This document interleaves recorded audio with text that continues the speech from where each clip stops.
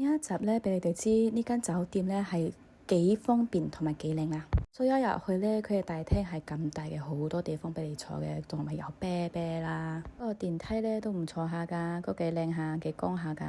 唔曉好似嗰啲鬼屋咁樣有黑掹掹咁樣嘅電梯咯。就唔好意思啊，佢嘅 corridor 我真係唔中意，唔識得欣賞啦。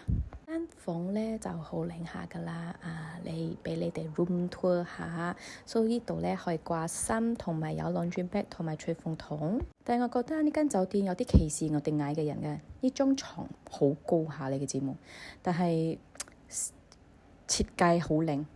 So 有電視機咯，你可以睇 view 咯，有咩 view 你睇下啦。佢體貼嘅地方咧係俾你一次用嘅水杯，之後咧方便你飲熱水。睇到冇 spritzer 嘅水啊，同埋咧有沙巴嘅茶同埋咖啡啦。